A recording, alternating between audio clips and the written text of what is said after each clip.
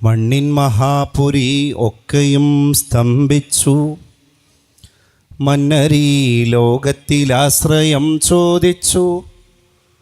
മന്ദമായി വന്നണഞ്ഞുള്ളൊരു സൗധമീ മാമല നാട്ടിൻ ജനനിയാം കേരളം.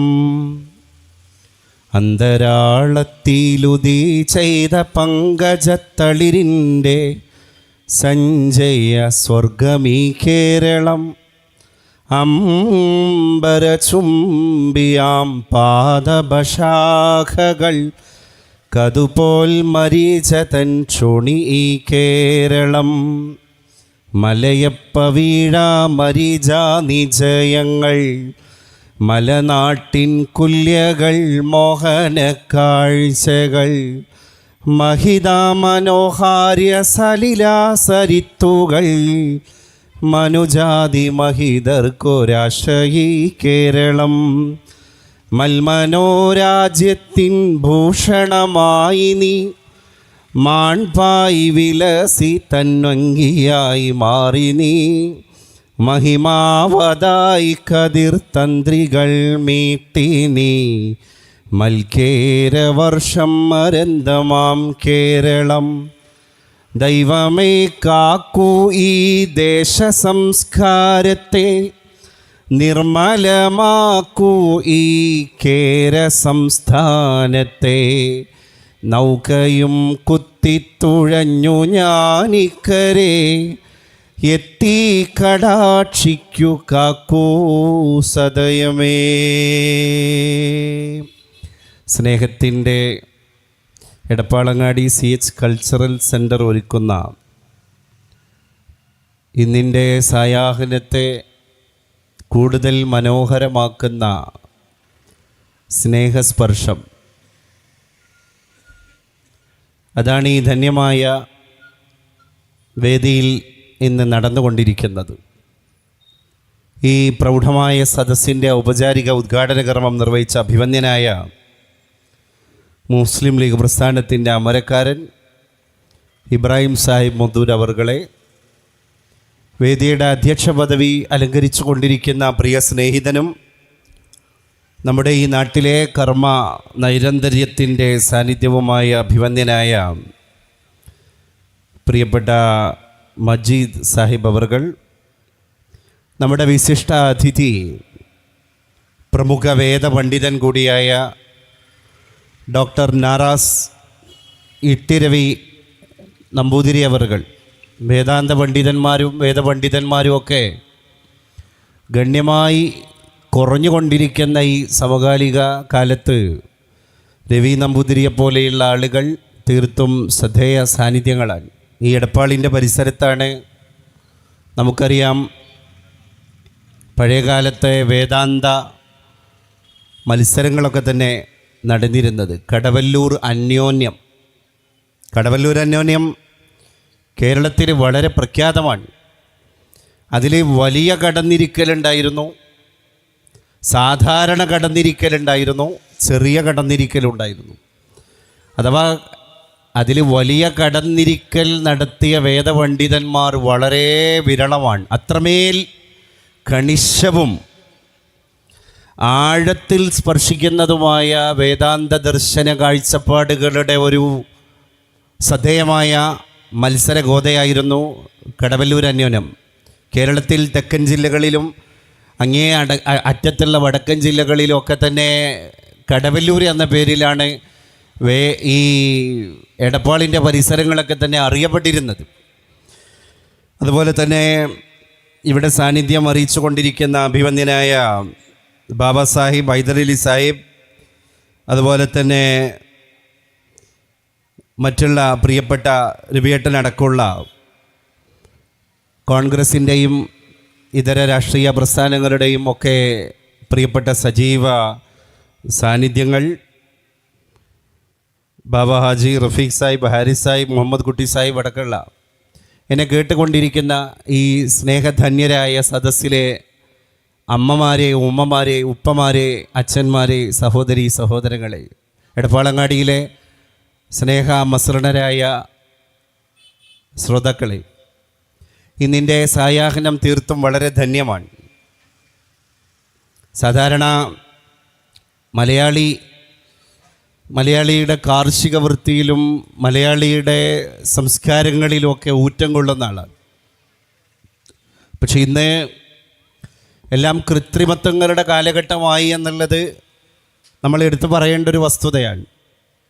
പണ്ട് നമ്മളുടെ പ്രാദേശികതയിൽ ആത്മാഭിമാനം കൊള്ളുന്ന ആളുകളായിരുന്നു. അപ്പോൾ മലയാളിക്ക് മലയാളിയുടേതായ, ഇപ്പോൾ ഇവിടുന്ന് മലയാളിയൊക്കെ ഏതെങ്കിലും അർത്ഥത്തിലൊക്കെ പൂപ്പൊലിവിൻ്റെ പൂവിളിയുടെ പകിട്ടുമായിട്ട് കൊട്ടയും വട്ടിയുമായിട്ട് പുറത്തേക്ക് ഇറങ്ങുമ്പോൾ തന്നെ നമ്മുടെ തൊടികളിലും മലകളിലും വയലുകളിലും പറമ്പുകളിലും പാടശേഖരങ്ങളിലും സുലഭമായ പൂക്കൾ നമുക്ക് കിട്ടിയിരുന്നു. ഇന്നിപ്പോൾ കടമ്മനിട്ട ഓണത്തെപ്പറ്റി പാടിപ്പോയതാണ് ഞാൻ ഓർത്തു പോകുന്നത്.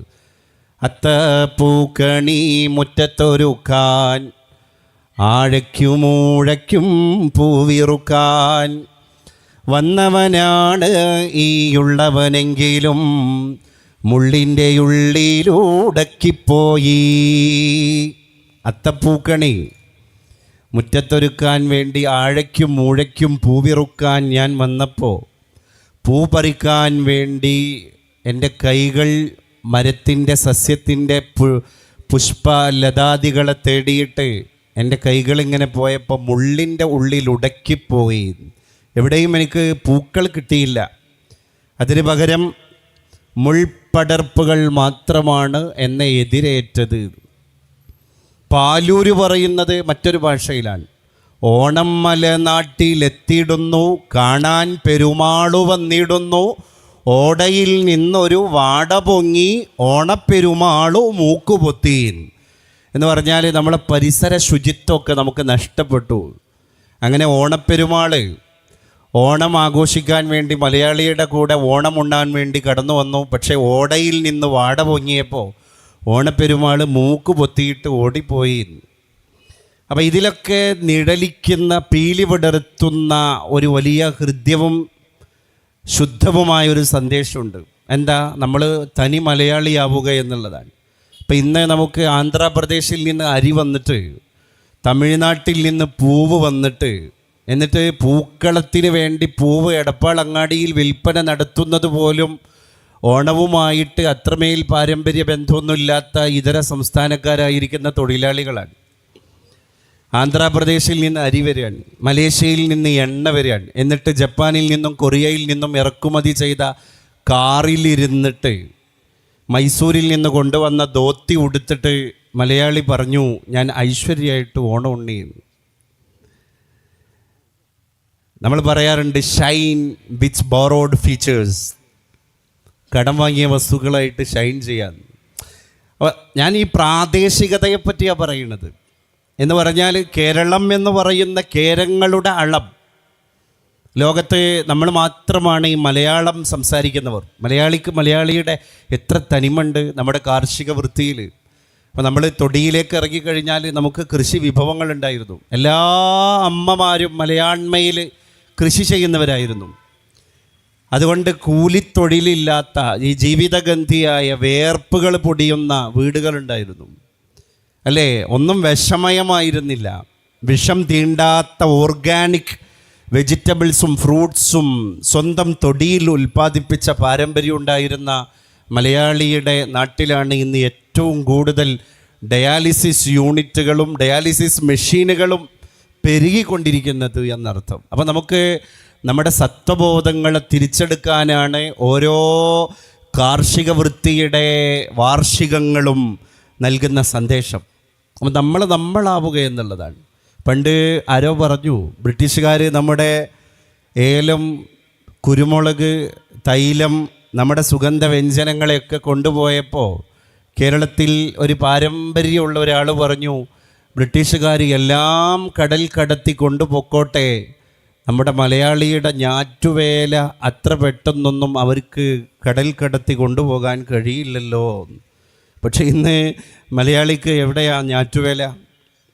ഞാൻ പുറത്ത് നിന്ന് ഇറക്കുമതി ചെയ്യുന്ന അരിപദാർത്ഥങ്ങളെ പറ്റി പറഞ്ഞു. ഇപ്പോൾ നമുക്കൊരു കോവിഡ് വന്ന സമയത്ത് നമ്മൾ അന്തിച്ചു നിന്നു. കാരണം വാളയാർ ചെക്ക് പോസ്റ്റിൽ വരി നിൽക്കുന്ന ലോറി പോലീസ് ഉദ്യോഗസ്ഥർ വിട്ടുകൊടുത്താലേ മലയാളിയുടെ പട്ടിണി മാറുള്ളൂ. നമുക്ക് തോപ്പില്ലേ, നമുക്ക് തൊടിയില്ലേ, നമുക്ക് അങ്കണങ്ങളില്ലേ, നമുക്ക് ഉഴുതുമറിക്കാൻ പറ്റുന്ന വയലേലകളില്ലേ, അല്ലേ? അതിനോടൊക്കെ രാജി പറഞ്ഞിട്ട് നമ്മുടെ സ്ക്രീനിലേക്ക് വിരുന്നുപോയി. സ്ക്രീനിലേക്ക്. ഇന്നത്തെ മലയാളിയുടെ കൃഷി ഇൻസ്റ്റഗ്രാമിലാണ്. ഇന്നത്തെ മലയാളിയുടെ കുക്കറി ഷോ യൂട്യൂബിലാണ്. അങ്ങനെ ചാനലുകൾ ഉണ്ടാക്കുകയും അതിലേക്ക് വ്യൂവേഴ്സിനെ, ലൈക്കുകളെ വാരിക്കൂട്ടാനുള്ള തിരക്കിൻ്റെ ഇടയിൽ നമ്മൾ നമ്മുടെ മണ്ണിനെ മറന്നുപോയിരിക്കുകയാണ്. നമ്മുടെ മാതൃഭാഷയെ, നമ്മുടെ സ്വത്വബോധത്തെ, നമ്മുടെ ആത്മാവിനെ, നമ്മുടെ പ്രാണനെ നമ്മളെവിടെയോ മറന്നു വച്ചിരിക്കുകയാണ്. അങ്ങനെയുള്ളൊരു മലയാളി അല്ലേ? അതുകൊണ്ടാണ് ഞാൻ എൻ്റെ ആദ്യത്തെ കവിതയിൽ അവസാനമായിട്ട് വരി പാടിയത്. എന്ത്? ദൈവമേ കാക്കൂ ഈ ദേശ സംസ്കാരത്തെ, നിർമ്മലമാക്കൂ ഈ കേര സംസ്ഥാനത്തെ, നൗകയും കുത്തിത്തുഴഞ്ഞു ഞാനിക്കരെ എത്തി കടാക്ഷിക്കൂ കാക്കൂ സദയമേ. ഇനി നമുക്ക് ഉടയതമ്പുരാനോട് പ്രാർത്ഥിക്കാനുള്ളത് ഈ കേര സംസ്ഥാനത്തെയും ഈ ദേശ സംസ്കാരത്തെയും സംരക്ഷിക്കാനാണ്. ആ സംരക്ഷണ വലയങ്ങളിലെ ഇനി മലയാളിക്ക് പുതിയ പ്രതീക്ഷകളുള്ളൂ. ഞാൻ കഴിഞ്ഞ പ്രാവശ്യത്തെ മലയാള മനോരമയിൽ ഒരു ഫലിതം വായിച്ചു. ഇതുപോലെ അത്തമ്പത്തിൻ്റെ മനോഹരമായ ഓണത്തിൻ്റെ ആഘോഷങ്ങൾക്കിടയിലേക്ക് മാവേലി മലയാളിയെ കാണാൻ വന്നിരിക്കുകയാണ്. അങ്ങനെ മാവേലി ഒരു വീട്ടിലേക്ക് ഓണം ആശംസിക്കാൻ വേണ്ടി കയറി. കോളിംഗ് ബെല്ലൊക്കെ അടിച്ചു. പുതിയ കാലത്തെ വീടല്ലേ, ഇൻസ്റ്റയുള്ള, യൂട്യൂബുള്ള, FB ഉള്ള വീട്ടിലേക്ക് 2025 ആണ്ടിൽ മലയാളി വരികയാണ്, അല്ലെങ്കിൽ 24 ആണ്ടിൽ മാവേലി വരികയാണ്. അപ്പോൾ മക്കളാരും പ്രതികരിക്കുന്നില്ല. അപ്പോൾ മാവേലി സ്വമേധയാ ചെരുപ്പ് ധരിക്കാതെ വരികയാണ്. അങ്ങനെ മാവേലി അകത്തേക്ക് കയറിപ്പോയി. അപ്പോൾ 5-6 മക്കളുണ്ട്. എല്ലാവരും തലയും താഴ്ത്തി ഇരിക്കുകയാണ്. അത്ര ഒരാൾ യൂട്യൂബിലാണ്, ഒരാൾ ഫേസ്ബുക്കിലാണ്, ഒരാൾ ട്വിറ്ററിലാണ്, ഒരാൾ ഇൻസ്റ്റഗ്രാമിലാണ്, ഒരാൾ റീൽസ് ഉണ്ടാക്കുന്ന തിരക്കിലാണ്. അപ്പോൾ മാവേലി വളരെ നിസ്സഹായനായിട്ട് അവരോട് പറഞ്ഞു, അത്ര മക്കളെ, നിങ്ങളൊന്ന് തല പൊക്കിയിട്ട് എൻ്റെ മുഖത്തേക്ക് നോക്കുകയാണെങ്കിൽ എനിക്കൊന്ന് ഓണം വിഷ് ചെയ്യായിരുന്നു, എന്നിട്ട് അടുത്ത വീട്ടിലേക്ക് പോകായിരുന്നു. ഇങ്ങനെ ഇതൊരു തമാശയാണെങ്കിലും ആക്ച്വലി നമ്മളൊക്കെ ഒരു തരം ആ അനുഭവിച്ച മാവേലികളായി മാറിക്കൊണ്ടിരിക്കുക. ഓരോ വീട്ടിൽ കയറുമ്പോഴും പുതിയ ജനറേഷനിലെ മക്കൾ മുഖത്തേക്ക് നോക്കുന്നില്ല, ഹഗ് ചെയ്യുന്നില്ല, ഹായ് പറയുന്നില്ല, ബ്ലെസ് ചെയ്യുന്നില്ല, അല്ലേ? ബന്ധങ്ങളൊക്കെ എവിടെ പോയി? ബന്ധങ്ങളൊക്കെ സ്ക്രീനിലാണ്. സ്ക്രീനിൽ ഒതുങ്ങിക്കൂടിയ ബന്ധങ്ങൾ മാത്രമാണ്. ഈ മുഖമാകുന്ന തെളിഞ്ഞ സ്ക്രീൻ അത് ഏതോ ഒരു തിരശ്ശീലയിൽ മൂടുപടത്തിൻ്റെ ഉള്ളിൽ മറഞ്ഞു പോയിരിക്കുകയാണ്. അതുകൊണ്ട് ഓരോ വീടുകളും ഇന്ന് പണ്ട് യേശുദാസ് പാടിയ പോലെ, അകലെ കാണുമ്പോൾ സുന്ദരമാം മന്ദിരം, അകപ്പെട്ട ഹൃദയങ്ങൾക്കതു താൻ കാരാഗ്രഹം. ഓരോ വീടിൻ്റെ മുന്നിലൂടെയും നമ്മൾ യാത്ര ചെയ്യുമ്പോൾ മലയാളിയുടെ നല്ല മതിൽക്കെട്ടുകൾക്കകത്ത് പകിട്ടോടുകൂടെ അലങ്കരിക്കപ്പെട്ട വീടുകളുടെ പിറകിലും മുന്നിലും ഇരുപാർശ്വങ്ങളിലും നല്ല CCTV ക്യാമറ കാണാം. നായയുണ്ട് സൂക്ഷിക്കുക എന്ന ബോർഡ് കാണാം. ഗേറ്റ് തള്ളി തുറക്കരുത് എന്ന ബോർഡ് കാണാം, ഓട്ടോമാറ്റിക്കാണ്. നിങ്ങൾ CCTV നിരീക്ഷണത്തിലാണ് എന്ന ബോർഡ് കാണാം. അലങ്കാര ലൈറ്റുകൾ കാണാം, വൈദ്യുത അലങ്കാരങ്ങൾ കാണാം, എല്ലാം കാണാം. പക്ഷേ ആ വീട്ടിൻ്റെ അകത്തിരിക്കുന്നവരെ പറ്റി, വീടിൻ്റെ മോടി കണ്ടിട്ട് കുട്ടികളൊക്കെ പറയും, ഓഹ് ഈ വീട് തന്നെ ഇങ്ങനെയാണെങ്കിൽ ആ വീട്ടുകാർക്ക് എന്തുമേൽ സന്തോഷം ഉണ്ടാകും. അപ്പം അന്ന് കവി പറഞ്ഞാണ്, അകപ്പെട്ട ഹൃദയങ്ങൾക്ക് അതു താൻ കാരാഗ്രഹം. അകലെ കാണുമ്പോഴൊക്കെ വലിയ ബന്ധുരമായ മന്ദിരമാണ്, പക്ഷേ അതിനകത്തിരിക്കുന്നവർക്കൊക്കെ അതൊരു ജയിലറയാണ്. എന്താ കാരണം? എല്ലാവരും ഇങ്ങനെ അവനവരുടെ ലോകത്താണ്. അമ്മയോട്, അമ്മേ ഞാൻ ഒന്ന് അടുക്കളയിൽ ഹെൽപ്പ് ചെയ്യട്ടെ എന്ന് ചോദിക്കുന്ന ഒരു +1കാരനായ മകനെ ഇന്ന് പഴയ ബഷീറിൻ്റെയും MTയുടെയും കഥകളിൽ മാത്രം നമ്മൾ കണ്ടെത്താൻ, പുതിയ വീട്ടിൽ കണ്ടെത്താൻ കഴിയുന്നില്ല. അപ്പോൾ വീട്ടിലുള്ള അതേ പ്രായമുള്ള കുട്ടികളൊക്കെ എവിടെയാ? അവർ MDMAയിൽ, ഹെറോയിനിൽ, ഹൈബ്രിഡ് കഞ്ചാവിലൊക്കെ കിക്കായിട്ട് ഏതെങ്കിലും വഴിയരികിൽ കിടക്കുകയാണ്. പുതിയ മലയാളം അല്ലേ? ഞാൻ ചോദിക്കട്ടെ, ഇങ്ങനെ മണ്ണിനെ മറന്ന് മാതൃത്വത്തെ മറന്ന് അമ്മേ അനശ്വരയായ ജനനി എന്നൊക്കെ മണ്ണിനോട് ചോദിച്ച ആളുകളുണ്ട്. ഏത് ലോകത്ത് സഞ്ചരിക്കുമ്പോഴും മലയാളത്തെ വിട്ടിട്ട് നമുക്ക് പോകാൻ കഴിയുമോ? പണ്ട് പി ഭാസ്കരൻ മാഷി എഴുതിയ വരികളെ പിന്നെ യേശുദാസ് ജീവൻ വെപ്പിച്ചു. അത് പ്രവാസി പാടിയതാ. എപ്പോൾ ഈ എടപ്പാളിൽ ഈ പൊന്നാനിയിൽ ഈ കുറ്റിപ്പുറത്തുനിന്നും ദേശാന്തര യാത്രകൾ നടത്തിപ്പോയി നാട് വിട്ടു. അപ്പം നാട് തിരിച്ചു വന്നു, കടൽ കടന്നു, ലാഞ്ചിക്ക് പോയി, കപ്പൽ കയറി, അങ്ങനെ സിലോണിലെത്തി, മലേഷ്യയിലെത്തി, ഭൂട്ടാനിലെത്തി, ബർമ്മയിലെത്തി, ദുബായിലെത്തി, ജിദ്ദയിലെത്തി. അപ്പം നാട് തിരികെ വന്നു എന്നാണ്. നമുക്ക് നഷ്ടപ്പെടുമ്പോഴാണല്ലോ നഷ്ടബോധം ഉണ്ടാവുക. അമ്മയെ നഷ്ടപ്പെടുമ്പോഴാണല്ലോ എൻ്റെ അമ്മ ആരായിരുന്നു എന്ന് നമ്മൾ തിരിച്ചറിയുക. ഇവിടെയൊക്കെ എത്ര ധന്യരായ അമ്മമാരിയ്ക്കുന്നുണ്ട്, എത്ര ഉമ്മമാർ ഇവിടെ ഇരിക്കുന്നുണ്ട്. ഞാനിപ്പോൾ അടുത്തൊരു വചനം വായിച്ചു. ഉമ്മ മരിക്കുന്നതിൻ്റെ മുൻപ് മരിക്കാനും പേടിയാണ്, ഉമ്മ മരിച്ചു കഴിഞ്ഞാൽ പിന്നെ ജീവിക്കാനും പേടിയാണ്. ഈ രണ്ട് പേടിക്കിടയിലാണ് നമ്മളെപ്പോലെയുള്ള മക്കൾ കഴിയുന്നത്. ഉമ്മ എന്ന അല്ലെങ്കിൽ അമ്മ എന്ന ഒരു അത്താണി വീട്ടിലുണ്ടെങ്കിൽ അമ്മയ്ക്ക് പ്രായം കൂടുന്തോറും നമുക്കും പ്രായം കൂടുന്നുണ്ട്. അപ്പം നമുക്കുള്ള പേടി എന്താണ്? ദൈവമേ തമ്പുരാനെ, എൻ്റെ അമ്മ മരിക്കും മുമ്പ് എന്നെ മരിപ്പിക്കല്ലേ. പിന്നെ എൻ്റെ അമ്മനെ നോക്കാൻ ആരാ ഉണ്ടാവുക എന്നുള്ള പേടി. പിന്നെ നമ്മൾ മരിക്കും മുമ്പ് അമ്മ മരിച്ചാലോ പിന്നെ അങ്ങോട്ട് നമുക്ക് ജീവിക്കാനും പേടി. കാരണം ഇനി മാതാവില്ലാത്തൊരു യുഗമാണ്. എവിടെയൊക്കെ കാല് വഴുതാം. അമ്മയില്ലാത്ത വീട്ടിലേക്ക് സന്ധ്യാനേരത്ത് കയറി വരുമ്പോൾ മോനെ നീ ചായ കുടിച്ചോ എന്നൊരു ചോദ്യം പിന്നെ അവിടെ ഇല്ല. ഉമ്മയില്ലാത്ത വീട്ടിൽ പിന്നെ ഒരു കഞ്ഞി കുടിക്കുന്ന രംഗമൊന്ന് ചിന്തിച്ചു നോക്ക്.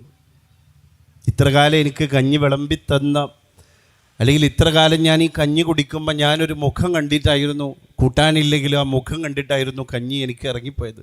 ഇന്നെൻ്റെ അമ്മയില്ല, എൻ്റെ ഉമ്മയില്ല. വേദനയാണ്.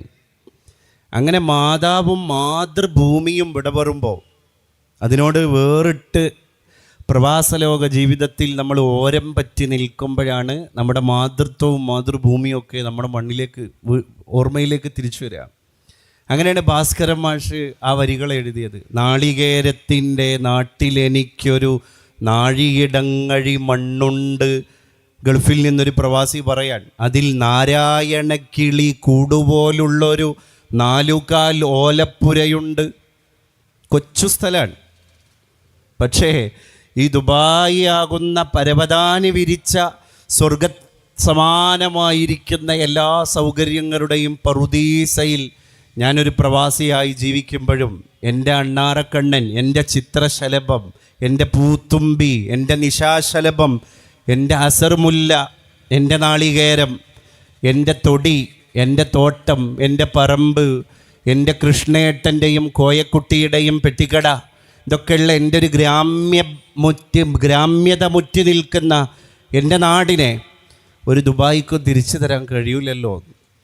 അവിടെ നാരായണക്കിളി കൂടുപോലുള്ളൊരു 4 കാൽ ഓലപ്പുരയിൽ എൻ്റെ ജന്മങ്ങൾ, എൻ്റെ പ്രാണൻ കിടക്കുന്നുണ്ട്. അതെൻ്റെ ഉമ്മ, എൻ്റെ ഉപ്പ, എൻ്റെ അച്ഛൻ, എൻ്റെ അമ്മ, എൻ്റെ നല്ല പാതിയാകുന്ന എൻ്റെ ഭാര്യ, ഇവരൊക്കെയാണ്.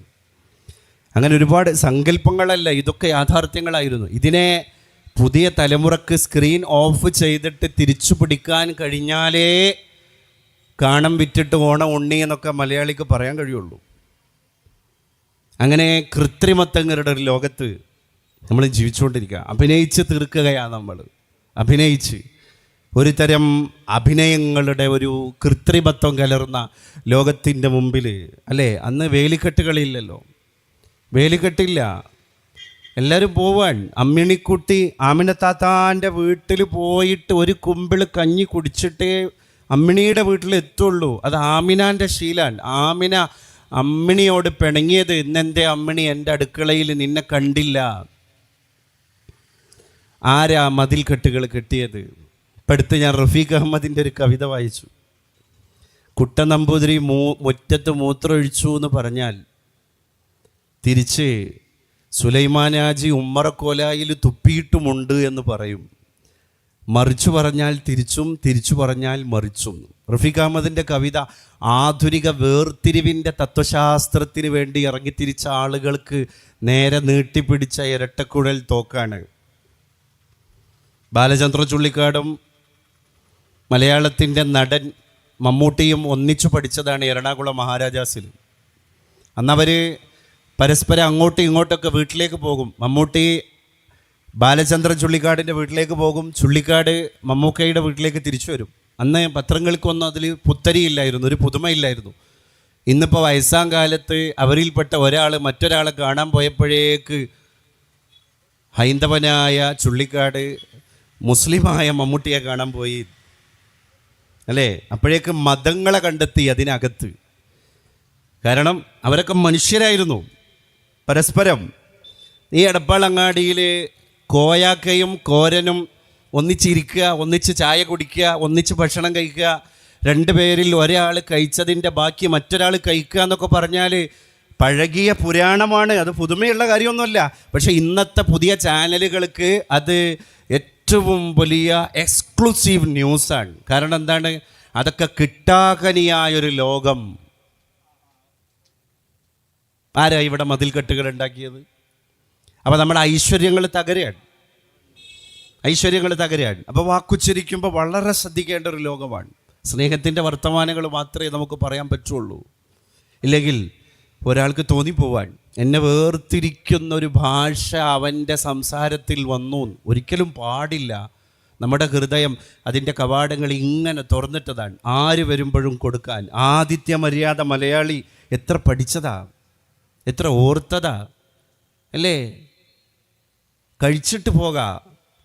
മലയാളി പറഞ്ഞ ആതിഥ്യ മര്യാദ, അതിഥി ദേവോ ഭവ എന്ന സംസ്കൃത ചൊല്ലിനെ അന്വർത്ഥമാക്കി മലയാളി. അതിഥിയെ ദൈവത്തെ പോലെ കാണണം. അപ്പോൾ അതിഥിയുടെ ജാതി നോക്കാൻ പറഞ്ഞു, അതിഥിയുടെ മതം നോക്കാൻ പറഞ്ഞു, ഒരിക്കലും നോക്കാൻ പറഞ്ഞിട്ടില്ല. എന്നിട്ട് അങ്ങനെയുള്ള ഒരു അനശ്വരമായ കൂടിയാടലുകൾ നമ്മുടെ ഉള്ളിലുണ്ടായിരുന്നു. അപ്പോൾ നമുക്ക് ചെറിയ ചെറിയ പ്രശ്നങ്ങളൊന്നും പ്രശ്നങ്ങളേ അല്ലായിരുന്നു. ഇന്ന് ഇതാ പറഞ്ഞത്, ഒന്ന് തുപ്പി എന്നുള്ളത് ഒരാൾ ചെയ്തത്, ഒന്ന് മൂത്രമൊഴിച്ചു എന്നുള്ളതാ. അതൊക്കെ മനുഷ്യൻ അതത് സ്ഥലങ്ങളിൽ ഓരോ സ്ഥലങ്ങളിൽ ചെയ്യുന്നതാ. അത് വലിയ വിഷയമാവുക പുതിയ കാലത്ത്. ആ കവിത നമ്മളെ ബോധ്യപ്പെടുത്തുന്നതാണ്. അപ്പോൾ നമ്മൾ പിന്നെ if small things can drain your day you can do great things in your life എന്ന് പറയാറുണ്ട് ഇംഗ്ലീഷുകാർ. If small things can drain your day, നിൻ്റെ ഓരോ ദിവസത്തെ കൊച്ചു കൊച്ചു കാര്യങ്ങൾക്ക് തന്നെ നിൻ്റെ ഒരു ദിവസത്തെ തകർക്കാൻ കഴിയുമെങ്കിൽ you can do great things in your life. പിന്നെ നിനക്ക് വലിയ സംഭവകരമായ കാര്യങ്ങൾ നിൻ്റെ ജീവിതത്തിൽ അശേഷം ചെയ്യാൻ കഴിയില്ല. കാരണം എന്താ? നമ്മൾ ചെറിയ കാര്യങ്ങൾ തന്നെ നമ്മളെ തളർത്തിയിരിക്കുകയാണ്. നമ്മളങ്ങനെ തളർന്ന് മൂഡ് ഓഫായി മൈൻഡ് ഔട്ടായി പോകേണ്ട ആളുകളല്ല. നമ്മൾ പൂർവോപരി ശക്തിയോടുകൂടെ നമ്മുടെ ഐക്യത്തെ, നമ്മുടെ അഖണ്ഡതയെ, നമ്മുടെ സുദൃഢതയെ, നമ്മുടെ തേഞ്ഞു മാഞ്ഞു പോകുന്ന സ്നേഹത്തെ വീണ്ടും മിനുക്കി ഊതി കാച്ചിയെടുത്ത് പരിപോഷിപ്പിക്കേണ്ട ആളുകളാണ്. ആരാ വിവേകി? കുമാരനാശാൻ പറയുന്നുണ്ട്, ആരാ വിവേകി? നമ്മളൊരു വിവേകിയാകണം. വിവേകി എന്ന് പറഞ്ഞാൽ എന്താ? വിവരമുള്ളവൻ എന്നല്ല. വിവരവും വിവേകവും വളരെ അന്തരമുള്ള വസ്തുക്കളാണ്. വിവരം എന്ന് പറഞ്ഞാൽ ഇന്നിപ്പോൾ ഞാൻ അരീക്കോട് നിന്നാണ് ഇങ്ങോട്ട് എടപ്പാളോട്ട് വരുന്നത്. എത്ര ഇരുപാർശ്വങ്ങളിൽ വലിയ വലിയ അമ്പര ചുംബികളെപ്പോലെ വിദ്യാഭ്യാസത്തിൻ്റെ കലാലയ സമുച്ചയങ്ങൾ ഇടതടവില്ലാതെ കാണുകയാണ്. എല്ലാ സ്ഥലത്തും സ്കൂളുകളിൽ നിന്ന് ഇറങ്ങി വരുന്ന സഹസ്രക്കണക്കിന് കുട്ടികളാണ്. എന്താണ്? വിവരങ്ങളുടെ കമ്മിയാണോ? ഇല്ല. വിവരമൊന്ന്, വിവേകമൊന്ന്. അതാ ആശാൻ പറഞ്ഞത്, അന്യജീവനുദകി സ്വജീവിതം ധന്യമാക്കും അമലേ വിവേകികൾ. ആരാ വിവേകി? അന്യജീവനുദകി സ്വജീവിതം ധന്യമാക്കും അമലേ വിവേകികൾ. എൻ്റെ പ്രിയപ്പെട്ടവളെ, വിവേകി ആരാണ്?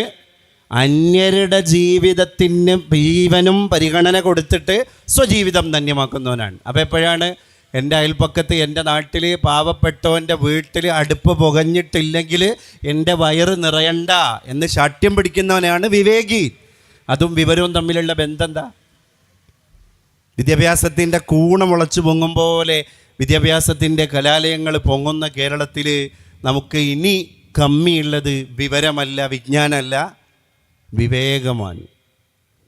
അപ്പോൾ അറിവിലുമേറിയറിയുക. ശ്രീനാരായണ ഗുരു അതിനെപ്പറ്റി അങ്ങനെ പറഞ്ഞത്. തൻ്റെ ആത്മോപദേശ ശതകമുണ്ട്, അനുകമ്പ ദശകമുണ്ട്. ഗുരുവിൻ്റെ അനുകമ്പ ദശകം ഒറ്റ ആവർത്തി വായിച്ചാൽ അത് നമുക്ക് ബോധ്യപ്പെടും. ആ 10 ഫ്രാൻസിൽ പറയുന്നത് അനുകമ്പ മാത്രമാണ്.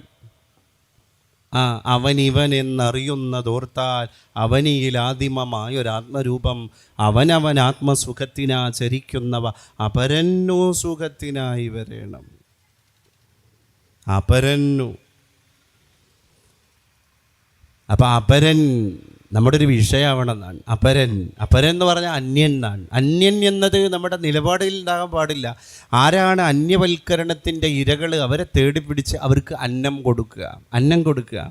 ഈ ഭക്ഷണം കൊടുക്കുന്നതിനേക്കാളും വേറൊരാളെ സന്തോഷിപ്പിക്കുന്നതിനേക്കാളും നമുക്കുള്ള ധന്യത എന്താണ്? Make others happy. നമ്മളാൽ വേറൊരാൾ സന്തോഷിക്കുക. അപ്പം നമ്മൾ ആരാണ്? A shoulder to be lean. വേറൊരാൾക്ക് തല ചായ്ക്കാനുള്ള ഷോൾഡറാണ് ഞാൻ എന്ന് ഞാൻ വിശ്വസിക്കുക. എൻ്റെ കൈ എന്താണ്? വേറൊരാളുടെ കണ്ണീരൊപ്പുന്ന കർച്ചീഫ്, ഒരു ടവൽ, ഒരു തുവാല, ഒരു ടർക്കിയാണ് എൻ്റെ കൈ. എന്ത് രസമാണ് ജീവിതം. അങ്ങനെ അന്യജീവനെ ഉതകി സ്വജീവിതം ധന്യമാക്കാൻ നമുക്കൊക്കെ സാധ്യമാകുമ്പോഴാണ് നമുക്ക് ലോകത്ത് നല്ല രീതിയിൽ ജീവിക്കാൻ കഴിയുന്നത്. അപ്പോൾ ഒരു മനുഷ്യൻ്റെ വയസ്സാകുന്നത്, പ്രായമാകുന്നത് പോലും അയാൾ അറിയില്ല എന്നാണ്. ഒരു പണ്ഡിതൻ 120 വയസ്സുള്ള ഒരു കാർണോരെ കണ്ടു വഴിയിൽ വെച്ച്. അപ്പോൾ ഇദ്ദേഹത്തിന് ഭയങ്കര അത്ഭുതം. അങ്ങാടിയിലൂടെ 120 വയസ്സു പ്രായമായിട്ടും വേറൊരാളുടെ പരസഹായമില്ലാതെ ഇയാൾ ഏകാന്തനായി, വളരെ സംതൃപ്തനായി, നിർഭര സന്തോഷവാനായിട്ട് ഇങ്ങനെ നടന്നു പോകുന്നത് കണ്ടപ്പോൾ ഈ കണ്ടുനിന്ന ആൾക്ക് അതിൽ വലിയൊരു കൗതുകം രൂപപ്പെട്ടു. അപ്പോൾ ചോദിച്ചു, ഈ 120ാമത്തെ വയസ്സിലും നിങ്ങൾ ഇത്രമേൽ ഊർജ്ജസ്വലനും സന്തോഷവാനുമായി കാണപ്പെടുന്നതിൻ്റെ പിറകിലെ ചേതോവികാരം ഒന്ന് പറഞ്ഞു തരാമോ? അപ്പോൾ അദ്ദേഹം അറബിയിൽ പറഞ്ഞു കൊടുത്തു, തെറക്കത്തുൽ ഹസദ ഫബഖിയൽ ജസദു. എന്താ അതിൻ്റെ മലയാളം? ഞാൻ അസൂയ ഒഴിവാക്കി, അപ്പം എൻ്റെ ശരീരം ഇങ്ങനെ ബാക്കിയായി. ഞാൻ അപരവിദ്വേഷം ഒഴിവാക്കി, അപ്പം എൻ്റെ ശരീരം ഇങ്ങനെ ബാക്കിയായി. എന്താ അതിൻ്റെ അർത്ഥം? ഈ മനുഷ്യൻ്റെ ഉള്ളിലുള്ള കുടിലത, ഈ മനുഷ്യൻ്റെ ഉള്ളിലുള്ള കുന്നായ്മ, ഈ മനുഷ്യൻ്റെ ഉള്ളിലുള്ള ഈ കുടുസായ ചിന്താഗതി അവൻ്റെ ആയുർദൈർഘ്യത്തെ തന്നെ വെട്ടിക്കളയും. അവനെ കൂടുതൽ വിഷാദരോഗിയാക്കി മാറ്റും, ആങ്സൈറ്റി. അപ്പോൾ പ്രായമാവാന്ന് പറഞ്ഞാൽ മുടി തല നിരക്കലൊന്നുമല്ല. പണ്ട് TS തിരുമുമ്പ് എന്ന് പറയുന്ന കവി പറഞ്ഞിട്ടുണ്ട്, എന്ത്? തല നിരക്കുന്നതല്ലൻ വൃദ്ധത്വം, തല നിരക്കാത്തതല്ലൻ യുവത്വം. ഒരാളുടെ തല നിരച്ചിട്ടില്ല എന്നതുകൊണ്ട് അയാൾ യുവാവാണ് എന്നും നിങ്ങൾ പറയരുത്. ഒരാളുടെ തല നിരച്ചത് കൊണ്ട് അയാൾ വൃദ്ധനാണ് എന്നും നിങ്ങൾ പറയരുത്. പിന്നെ എന്താ ഇതൊക്കെ? തല നിരക്കുന്നതല്ലൻ വൃദ്ധത്വം, തല നിരക്കാത്തതല്ലൻ യുവത്വം, കൊടിയ ദുഷ്പ്രഭുത്വത്തിൻ്റെ മുൻപിൽ തലകുനിക്കാത്തതാണ് യുവത്വം. ദുഷ്പ്രഭുത്വത്തിൻ്റെ മുമ്പിൽ തല കുനിക്കാതെ ഞാനായി ജീവിക്കുന്നതാണ് എൻ്റെ യുവത്വം. അങ്ങനെയുള്ള ആൾക്ക് പിന്നെ പ്രായമാവുന്നത് അറിയൂല. ഏത് സമയവും ഒരു യുവാവ് അയാളുടെ ഉള്ളിൽ വർക്ക് ചെയ്യും. നമ്മളങ്ങനെ ജീവിക്കുന്ന ജീവിതങ്ങളെ കാണുക, കണ്ടെത്തുക. ഈ സ്നേഹസ്പർശം പോലെയുള്ള പരിപാടി ഞാൻ മനസ്സിലാക്കുന്നു ഇതൊക്കെ ഇന്ത്യയിലെ ഏറ്റവും ശ്രദ്ധേയമായ പരിപാടികളാണ്. കാരണം എന്താണ്? ഇങ്ങനെ കൂടാൻ ആളെ കിട്ടാത്തൊരു ലോകത്ത്, ഇങ്ങനെ കൂടാൻ പുതിയ തലമുറക്ക് സഹനശീലമില്ലാത്ത ഈ ലോകത്ത് നോക്കൂ നിങ്ങൾ, തട്ടമിട്ട ഉമ്മമാർ, അതുപോലെ തന്നെ പൊട്ട് ചന്ദനക്കുറി ധരിച്ചിരിക്കുന്ന അമ്മമാർ. ഈ ഒരു മേളനത്തിൻ്റെ സൗന്ദര്യം നമ്മുടെ ഭാരതം പോലെ, നമ്മുടെ രാജ്യം പോലെ അല്ലേ? ഇങ്ങനെയൊക്കെ കൂടിയിരിക്കുന്നതിലുള്ള ഒരു, അത് ഈ വേദിയിലും അങ്ങനെ തന്നെയാണ്. എല്ലാവരും ഒന്നിച്ചിരിക്കുകയാണ്. അപ്പോൾ അതിൽ മനസ്സ് നമുക്ക് നഷ്ടപ്പെട്ടു പോകുമോ എന്ന് നമ്മളൊക്കെ ഭയപ്പെടുന്നതിനെ വീണ്ടും വഴിയരികിൽ വെച്ച് ആകസ്മികമായി തിരിച്ചു കിട്ടുമ്പോൾ ഉണ്ടാകുന്നൊരു സന്തോഷമുണ്ടല്ലോ. സത്യത്തിൽ ഇങ്ങനെയുള്ള വേദിയിൽ വന്ന് നിൽക്കുമ്പോൾ എനിക്കൊക്കെ അനുഭവപ്പെടുന്നത് ആക്ച്വലി അതാണ്. എന്ത്, നീ ഇതൊന്നും തിരിച്ചു കിട്ടൂലേ തമ്പുരാനെ എന്നും പറഞ്ഞ് നമ്മൾ വിഷമിക്കുന്ന ചില കാര്യങ്ങൾ വീണ്ടും പൂർത്തിയായി അത് കനവല്ല, അത് സ്വപ്നമല്ല, അത് യാഥാർത്ഥ്യമാണ് എന്ന തോന്നൽ കണ്ണിൻ്റെ മുമ്പിൽ പ്രത്യക്ഷപ്പെടുമ്പോൾ ഉണ്ടാകുന്ന ഒരു ഊഷ്മളമായ ചാരിതാർത്ഥ്യം. ആ ചാരിതാർത്ഥ്യത്തെയാണ് ഞാനിവിടെ പങ്കുവെക്കുന്നത്. വിശേഷരായ വ്യക്തിത്വങ്ങൾ ഇവിടെ ഇരിക്കുന്നുണ്ട്. അതുകൊണ്ട് ഞാൻ അവസാനിപ്പിക്കുകയാണ്. എനിക്ക് ഇനി സന്ധ്യക്ക് കഴിഞ്ഞ് മഗ്‌രിബ് കഴിഞ്ഞിട്ട് ഒരുപാട് ദൂരെ വാഴക്കാട് എന്ന് പറയുന്ന സ്ഥലത്തേക്ക് പരിപാടിക്ക് വേണ്ടി എത്തിച്ചേരാനുള്ളതാണ്. അതിൻ്റെ ഇടയിൽ മജീദ് ഭായി ഇങ്ങനെ ഒരു പരിപാടിയുടെ പ്രാധാന്യം പറഞ്ഞപ്പോൾ ഓടി വന്നതാണ്. ഇന്ന് പ്രിയപ്പെട്ട സ്വാമിജി കൂടി പങ്കെടുക്കേണ്ടതായിരുന്നു. സ്വാമിജി ഞാനും സ്വാമിജിയുടെ കൂടെ ഒത്തിരി പരിപാടി തിരുവനന്തപുരത്തും കൊല്ലത്തും കാസർഗോഡൊക്കെ ഞങ്ങൾ ഒന്നിച്ചിരിക്കാറുണ്ട് പല പരിപാടികളിലും. അപ്പോൾ സ്വാമിജിയും ഞാനൊക്കെ ഇങ്ങനെ അടക്കം പറയുന്നതിൻ്റെ ഇടയിൽ ഞങ്ങൾ പറയാറുണ്ട്, നമുക്കൊക്കെ ഇങ്ങനെ ഒരുമിച്ചിരിക്കാൻ ഇനിയും ഒരുപാട് അവസരങ്ങൾ ഉണ്ടാവട്ടെ. ഞാൻ ഇന്ന് സ്വാമിജി ഇവിടെ ഉണ്ടാകും എന്നൊരു പ്രതീക്ഷയിൽ കൂടി വന്നതായിരുന്നു. സ്വാമിജിക്ക് അദ്ദേഹത്തിൻ്റെ ഡ്രൈവർക്കൊക്കെ ഒരു ആരോഗ്യ ബുദ്ധിമുട്ട്, പനിയും കാര്യമൊക്കെ വന്നതുകൊണ്ട് മാത്രമാണ് ഇങ്ങോട്ട് വരാൻ കഴിയാതിരുന്നത്. അതിൻ്റെ ഒരു മനപ്രയാസം അദ്ദേഹം ബോധ്യപ്പെടുത്തിയിട്ടുണ്ട് സംഘാടകരോട്. ഞാൻ അവസാനിപ്പിക്കുകയാണ്. അപ്പോൾ നമുക്കിങ്ങനെ ഇങ്ങനെയുള്ള കിഞ്ചന വർത്തമാനങ്ങൾ നമ്മിങ്ങനെ പറയുമ്പോഴേ പറയുന്നവന് പറയുന്നതിന് ഒരറ്റം ഉണ്ടാവില്ല, കേൾക്കുന്നവർക്ക് കേട്ടിരിക്കുന്നതിനും ഒരറ്റം ഉണ്ടാവില്ല. അതുകൊണ്ടൊരു ഫുൾ സ്റ്റോപ്പ് ഇടുകയാണ് മനഃപൂർവ്വം. തീർച്ചയായിട്ടും നമുക്ക് ഇങ്ങനെയൊക്കെ എല്ലാ വർഷവും സന്ധിക്കാനും സംഗമിക്കാനൊക്കെ കഴിയണം. അപ്പോഴാണ് നമ്മളെ ഈ മുഖത്തുള്ള പുഞ്ചിരിക്ക് ഒരു ആയുർദൈർഘ്യം ഉണ്ടാവുള്ളൂ, ആരോഗ്യം ഉണ്ടാവുള്ളൂ. ആരോഗ്യത്തോടെ ഇരിക്കണമെങ്കിൽ സഹവാസം വേണം, സമ്പർക്കം വേണം. അപ്പോൾ സ്ക്രീനൊക്കെ ഒന്ന് ഓഫ് ചെയ്ത് മുഖത്തോട് മുഖം നോക്കിയിട്ട് കുത്തിരിക്കുക എന്ന് പറയില്ല നമ്മൾ. അങ്ങനെയുള്ള ഇരുത്തത്തിനൊക്കെ ഇന്ന് സമകാലികമായ പ്രശസ്തിയുണ്ട്. പ്രിയപ്പെട്ട വിശ്വേട്ടൻ വേദിയിലേക്ക് വരട്ടെ.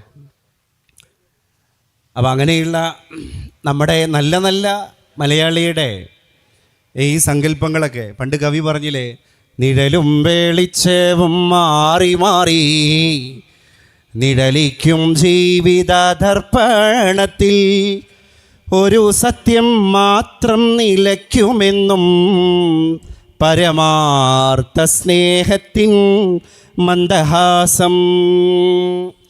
അപ്പം നിഴലും വെളിച്ചമൊക്കെ മാറി മാറി വന്നാലും, സൂര്യൻ അസ്തമിച്ചാലും, രാവ് ഇരുള് പരത്തിയാലും, പ്രഭാതം പൊട്ടിവിടർന്നാലും ഒരു സത്യം മാത്രമാണ് ലോകത്ത് നിഴലാവാതെ അല്ലെങ്കിൽ ഒരു കൃത്രിമത്വമാവാതെ നിലനിൽക്കുന്നത്. അത് pure love without any condition, അകളങ്ക സ്നേഹം എന്നൊക്കെ നമ്മൾ പറയില്ലേ. എന്താ ഇതിൻ്റെ അർത്ഥം? ഭാഷാപരമായ അതിൻ്റെ താല്പര്യം എന്താണ്? കളങ്കലേശമന്യേ, കളങ്കരഹിതമായി, കളങ്കമില്ലാതെ ഒരു മനുഷ്യൻ മറ്റൊരാളെ സ്നേഹിക്കുന്നതിനാണ് അകളങ്ക സ്നേഹം എന്ന് പറയുന്നത്. ഞാനിപ്പോൾ അടുത്തൊരു ഡ്രാമ വായിച്ചു, ചിൽഡ്രൻ ഓഫ് ഹെവൻ എന്ന് പറഞ്ഞാൽ സ്വർഗത്തിലെ കുട്ടി എന്നാണ് ആ ഡ്രാമയുടെ ക്യാപ്ഷൻ, ശീർഷകം. അതിൽ ഒരു അറബ് രാജ്യത്തെ ഒരു കൊച്ചുകുട്ടി ഓട്ട മത്സരത്തിൽ പങ്കെടുക്കാൻ വേണ്ടിയിട്ട് നേരത്തെ പ്രഭാതത്ത് സുബഹിക്ക് തന്നെ എണീറ്റിട്ട് ആ തണുത്തുറഞ്ഞ പ്രഭാതങ്ങളിൽ അവൻ്റെ മെയ് വഴക്കത്തെ ഓട്ട മത്സരം കുറച്ചുകൂടി എളുപ്പമാവാൻ വേണ്ടി സാഹസപ്പെട്ട് പാകപ്പെടുത്തുകയാണവൻ. സന്ധ്യാനേരത്തെ ഓട്ട മത്സരം ഉള്ളത്, പക്ഷെ അവൻ വെളുക്കും മുമ്പേ ഉണർന്നിരിക്കുകയാണ്. പണ്ട് ബാലചന്ദ്ര ചുള്ളിക്കാട് അമ്മയെപ്പറ്റി പറഞ്ഞില്ലേ, എൻ്റെ വീട്ടിലുണ്ടൊരു നക്ഷത്രം വൈകിയേ അസ്തമിക്കൂ പക്ഷേ നേരത്തെ ഉദിക്കും, അതാണ് എൻ്റെ അമ്മ അല്ലേ. നമ്മളൊക്കെ വീട്ടിലെ ഈ നക്ഷത്രങ്ങളിലെ ഇനിയിപ്പോൾ ഇന്ന് പോയി പാത്രം എല്ലാം കഴുകി വെച്ച് മക്കൾക്ക് തിന്നാനുള്ളതും കൊടുത്ത്, മക്കൾ തിന്നു വെച്ച പാത്രവും അവസാനം കഴുകി വെച്ചതിൻ്റെ ശേഷം മക്കളാകുന്ന നക്ഷത്രങ്ങളൊക്കെ പോയി കണ്ണ് ചിമ്മിയതിൻ്റെ ശേഷം അവസാനം കണ്ണു ചിമ്മുന്ന എൻ്റെ ഒരു വീട്ടിലെ നക്ഷത്രം. പക്ഷേ എന്ന് കണ്ട് ആ നക്ഷത്രം നാളെ വെളുപ്പാങ്കാലത്ത് വൈകിയേ കണ്ണ് തുറക്കുള്ളൂ? ഇല്ല, പിന്നെ നേരത്തെ ഉദിക്കും. അങ്ങനെ വൈകി അസ്തമിക്കുകയും നേരത്തെ ഉദിക്കുകയും ചെയ്യുന്ന ഒരു നക്ഷത്രം എൻ്റെ വീട്ടിലുണ്ട്. അതെൻ്റെ അമ്മയാണ്. അമ്മയെ തിരിച്ചു കിട്ടുകയാണ് നമുക്ക് അല്ലേ. അമ്മേ അനശ്വര ചൈതന്യമേ, എൻ്റെ ജീവൻ്റെ ജീവനാം അമ്മേ, എൻ ദേഹപഞ്ചര നിർമ്മാണ വൈഭവാൽ എന്നെ സ്ഫുടം ചെയ്തൊരമ്മയും. എൻ്റെ വിഷയം സ്നേഹപർഷാണെങ്കിലും ഇടയിൽ അമ്മ കയറി വരുന്നത് ഈ തലനിരച്ച മാതാക്കൾ മുമ്പിലിരിക്കുന്നത് കൊണ്ട് മാത്രമാണ്. യെസ്. അപ്പോൾ ഈ കുട്ടി ഉണ്ടല്ലോ, ഈ അറബ് രാജ്യത്തെ ഈ കുട്ടി ഓട്ടമത്സരത്തിൽ പങ്കെടുക്കുകയാണ്. അതിനുവേണ്ടി സുബഹിക്ക് തന്നെ അവന് വെളുപ്പാങ്കാലത്ത് അവല് സുബഹിക്ക് എന്നൊക്കെ പറയില്ല നമ്മൾ, ഏർലി മോർണിംഗ് സുബ സവേരെ അങ്ങനെ എണീറ്റിട്ട് അവൻ തീവ്രമായി പരിശീലിക്കാൻ. അപ്പോൾ അവനോട് അവൻ്റെ സഹപാഠികൾ ചോദിച്ചു, എടാ നിനക്ക് തന്നെ ഫസ്റ്റ്, കാരണം നിന്നെപ്പോലെ ഈ ഭഗീരഥമായ പരിശീലന കളരിയിലൊന്നും ആരും ഏർപ്പെട്ടിട്ടില്ല. അപ്പോൾ ഇവൻ പറഞ്ഞു, എനിക്ക് ഫസ്റ്റ് വേണ്ട, 1-ാം സ്ഥാനം വേണ്ട, 2-ാം സ്ഥാനത്തിന് വേണ്ടിയാണ് ഞാൻ ഈ തീവ്രമായ പരിശീലനത്തിൽ ഏർപ്പെടുന്നത്. അതെന്താടാ അങ്ങനെ? അപ്പോൾ ഈ കുട്ടി പറയാണ്, 2-ാം സ്ഥാനം കിട്ടുന്ന ആൾക്കുള്ള സമ്മാനം ഒരു ജോഡി ചെരുപ്പാണ്. എൻ്റെ പെങ്ങളൂട്ടി ജനിച്ചത് മുതൽ ഇന്ന് വരെ ചെരുപ്പിട്ടിട്ടില്ല, അവൾക്ക് കൊടുക്കാനാണ്. അല്ലേ? സഹജീവി സ്നേഹം അല്ലേ? അതാണ് സഹജീവി, കൂടെ ജീവിക്കുന്ന എൻ്റെ പെങ്ങള് ചെരുപ്പിട്ട് കാണാനുള്ള പൂതിയുണ്ട്. ഞാൻ ഓട്ടമത്സരത്തിന് വെളുപ്പാങ്കാലത്ത് എണീറ്റ് പരിശീലിക്കുകയാണ്. എന്തിന്? 2-ാം സ്ഥാനം കിട്ടാൻ. കാഷ്യസ് ക്ലേയുടെ ആത്മകഥയുണ്ട്, പൂമ്പാറ്റയുടെ ആത്മാവ് എന്നാണ്. വായിക്കണം നമ്മൾ.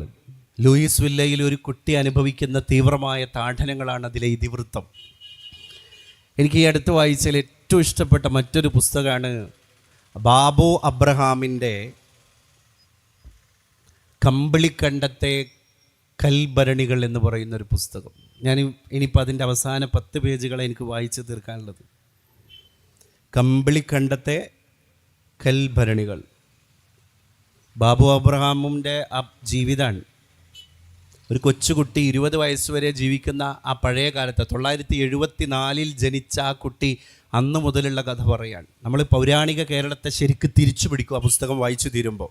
മാത്രമല്ല, ഈ പുസ്തകം വായിച്ചു തീരുമ്പോൾ നമ്മളൊരു കാര്യം ശപഥം ചെയ്യും, ബാബുവിൻ്റെ അമ്മയാകുന്ന പ്രിയപ്പെട്ട മേരി ചേച്ചിയെ ഒന്ന് കെട്ടിപ്പിടിക്കാൻ തോന്നിപ്പോകും നമുക്ക്. കാരണം അതിലെ തീവ്രമായ പ്രതിലോമകരമായ സാഹചര്യങ്ങളോട് പടപൊരുതി കള്ളുകുടിയനായ ഈ 4 മക്കളുടെ അച്ഛൻ, മേരി ചേച്ചിയുടെ ഭർത്താവ്, ഭാര്യയെ ഇട്ടേച്ചിട്ട് പോയിട്ടും മക്കൾക്ക് വേണ്ടിയിട്ട് സാഹസപ്പെട്ട് ആത്മഹത്യാ മുനമ്പിൽ നിന്ന് തിരിച്ചു വരുന്നൊരു മേരി ചേച്ചിയുണ്ട്. ആ മേരി ചേച്ചിയെ നമുക്കിവിടെ കണ്ടെത്താൻ കഴിയും. ഇവിടുന്ന് ഈ റോട്ടിന് കുറച്ചിങ്ങോട്ട് പോയാൽ ഉറൂബിൻ്റെ നാട് കാണാം. നമുക്ക് പൊന്നാനിക്കാരനായ ഉറൂബിനെ കാണാം. ഉറൂബ് എഴുതിയ ഒരു കൃതിയുണ്ട്, രാച്ചിയമ്മ.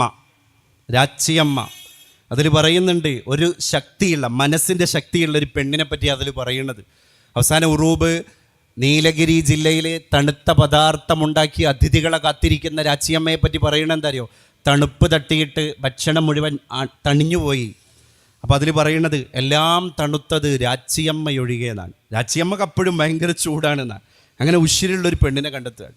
ഇങ്ങനെ നല്ല നല്ല വായനകൾ നടത്താൻ പുതിയ തലമുറക്ക് ചോദന നൽകുന്ന ആവിഷ്കാരങ്ങളായി ഇത്തരം സ്നേഹസ്പർശം എന്ന് പറഞ്ഞാൽ എന്താ? സ്നേഹത്തിൻ്റെ ഒരു കൂട്ടായ്മ മാത്രമല്ല, ആ വരിഞ്ഞു മുറുക്കൽ എന്നാണ് അതിൻ്റെ അർത്ഥം. ഒരാളുടെ കയ്യിൻ്റെ ചൂടുള്ള സ്പർശം നമ്മളിങ്ങനെ ആവരണം ചെയ്യുമ്പോൾ ഉണ്ടാകുന്ന ഒരു അനുഭൂതിക്കാണ് മലയാള ഭാഷയിൽ സ്നേഹസ്പർശം എന്ന് പറയാം. I mean like pain and palliative. നിങ്ങൾ കണ്ടില്ലേ, എടപ്പാളിലൊക്കെ എല്ലാ മതക്കാരും ചേർന്ന് നിൽക്കുന്ന ഒരു പ്രവൃത്തിയില്ലേ, പെയിൻ ആൻഡ് പാലിയേറ്റീവ്. എന്താ ഈ പാലിയേറ്റീവ് എന്ന വാക്കിൻ്റെ അർത്ഥം? സ്പാനിഷ് നെയിമാണ്. പാലീവ് എന്ന് പറഞ്ഞാൽ പുതപ്പ് എന്നർത്ഥം. അപ്പോൾ പെയിൻ ആൻഡ് പാലിയേറ്റീവ്, നമ്മൾ പുതപ്പാവുക, നമ്മൾ അശരണൻ്റെ മുകളിൽ വരിഞ്ഞ് അവനെ ചൂടി കൊടുക്കുന്നൊരു പുതപ്പാവുക. അതിനൊക്കെയാണ് ഇത്തരത്തിലുള്ള സന്ദേശം. CHൻ്റെ ഈ മനോഹരമായ പ്രസ്ഥാനം, CH ഉയർത്തിപ്പിടിച്ച സ്നേഹസമ്പന്നമായിരിക്കുന്ന ഈ സ്നേഹസ്പർശത്തിൻ്റെ പ്രാവർത്തിക തലത്തെ വിജയിപ്പിച്ച് കാണിക്കുന്നതിൽ എനിക്ക് വലിയ ചാരിതാർത്ഥ്യവും സന്തോഷമുണ്ട്. എല്ലാവിധ അഭിവാദ്യങ്ങളും, എന്നെ ഈ പരിപാടിയിലേക്ക് ക്ഷണിച്ചതിനുള്ള കടപ്പാടുകളും, ഇത്ര നേരം സഹനശക്തിയോടെ എന്നെ ശ്രവിച്ചതിനുള്ള നിങ്ങളോടുള്ള ഊഷ്മളമായിരിക്കുന്ന അഭിവാദ്യങ്ങളും അർപ്പിച്ച് നല്ലത് വരട്ടെ എന്ന് പ്രാർത്ഥിച്ച് ഞാൻ ഉപസംഹരിക്കുന്നു. നിങ്ങൾക്ക് നന്ദി. ജയ് ഹിന്ദ്.